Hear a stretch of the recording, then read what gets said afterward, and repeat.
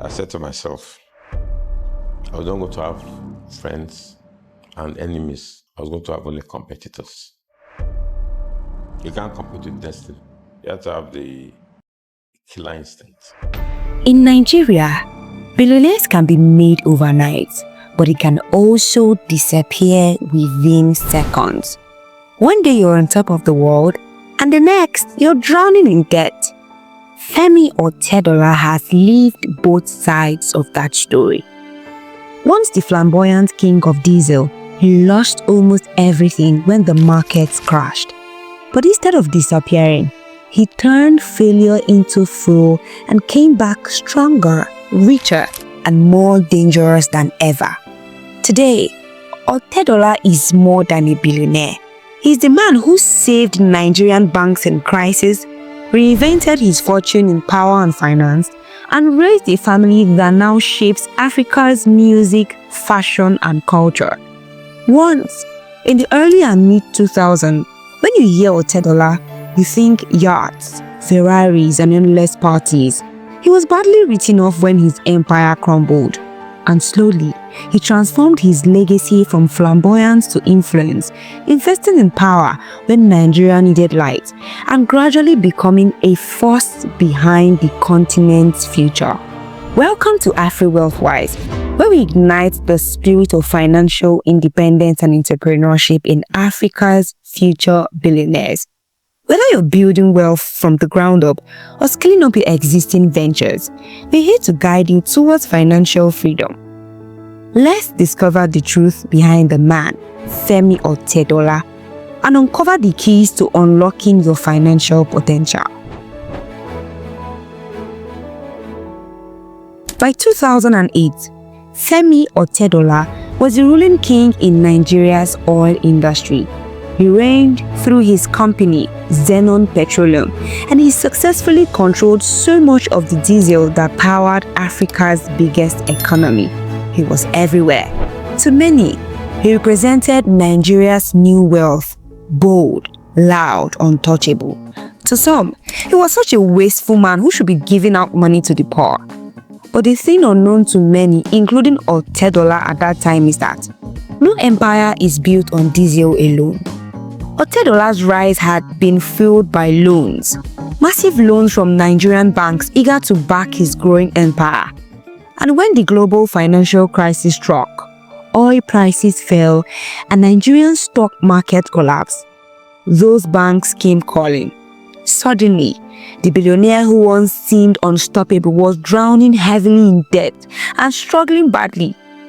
Otedola's debt piled into billions of naira. Later accounts, including Otedola's own recollection and subsequent reporting, placed the peak between roughly 212 to 222 billion. Those sums triggered aggressive collections, asset sales, and negotiated restructures. His shares, once worth fortunes, crashed. The man who had symbolized wealth and enjoyment was now mixed with debt and ruin. And one popular thing in Nigeria is that public opinion is swift and very unforgiving. Otedola became a cautionary tale. He was mocked, ridiculed, even written off as finished. Femi Otedola is often introduced as a billionaire businessman. But to truly understand his true legacy, he must step away from the business world he's known for and step into his home. Because beyond the businesses and the fortune, Otedola has shaped something far more enduring. A family that now carries his name into Africa's culture and global spotlight. His daughter Florence, better known as DJ Copy, became one of Africa's most recognizable entertainers. Femi Otedola, his second daughter, blends fashion and film with ease. And through her relationship and subsequent marriage with artist Mr. Easy, the Otedola name stretches into Africa's music scene and multi-million businesses across 18 countries in Africa. Even in personal trials, such as caring for his son Fewa, who lives with autism, and there is his beautiful and ever-supportive wife, Nana Otedola, She has always been more than the elegant wife of a billionaire. Long before Instagram fame or the spotlight on her daughters, she carved her own path in Nigeria's luxury service industry. She is the brain behind Garment Care, one of the country's leading dry cleaning company and laundry companies, a business that had catered to Lagos elite for decades. In an environment where many business women are overshadowed by their husbands, Nana stood firm, proving that the Otedola's name was not only built on oil and investments, but also on a woman's relentless pursuit of excellence.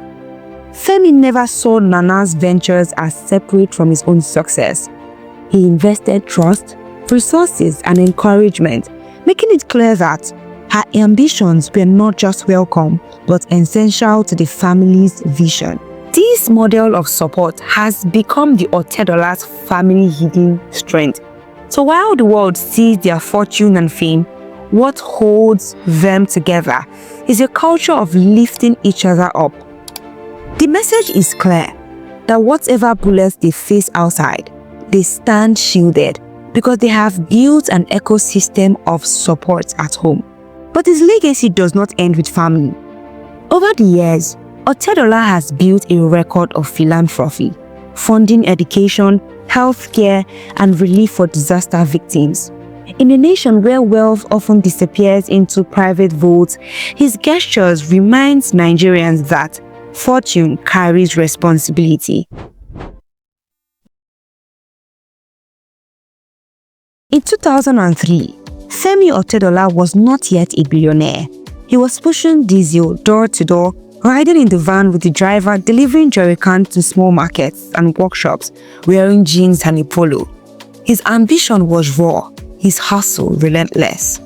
Within months, this hard work paid off. In 2004, with just 15 billion naira invested in storage depot at Apapa and in Bafon on 4 cargo vessels and 1.4 billion fleet of 100 DAF tankers, he built the infrastructure to dominate distribution. A year later, Zenon Petroleum was supplying diesel to companies like Dangote Group, Cadbury, Coca-Cola, MTN, Unilever, and Guinness, reportedly capturing up to 93% of the market share in diesel supply. Otedola didn't just control supply, he owned the supply chain.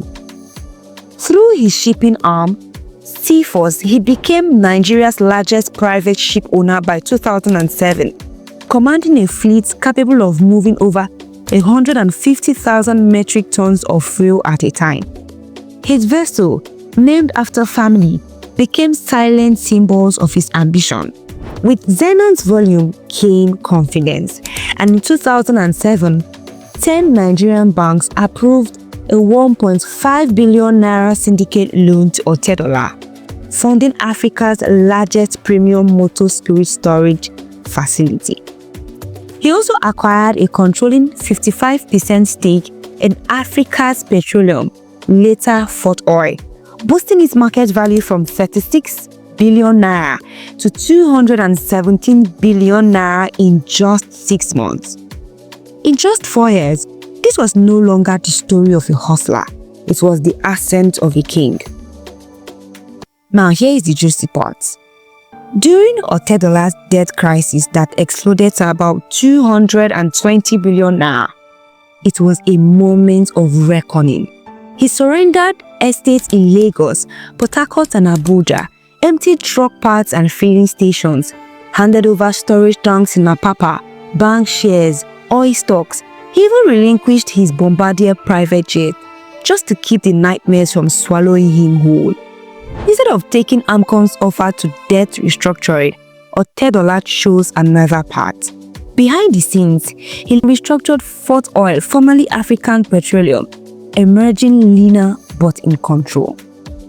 By stripping down to his most vital 34% stake, he created a foundation not just for recovery, but for reinvention.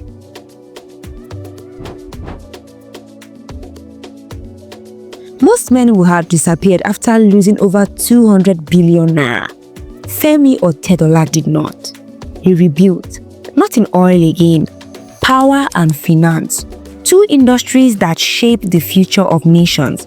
And in 2013, Otedola reinvented African petroleum into Forte oil, shifting focus from fuel import to power generation. He acquired a controlling stake in Geregu Power, pouring billions into revamping turbines that now supply over 435 megawatts to Nigeria's fragile grid. In a country where darkness is daily life, Otedola staked his fortune on light. The gamble paid off. Between 2014 and 2018, Forte Oil's share price soared, creating billions in value for investors.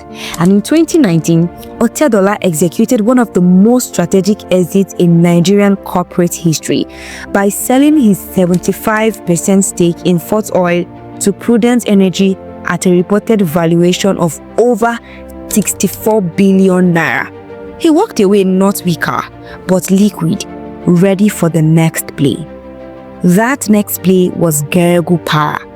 In 2022, it became the first power company to list on the Nigeria exchange, valued at 250 billion naira at debut. Overnight, Otedola was no longer just the diesel king. He had become the man lighting homes and offices across Africa's biggest economy.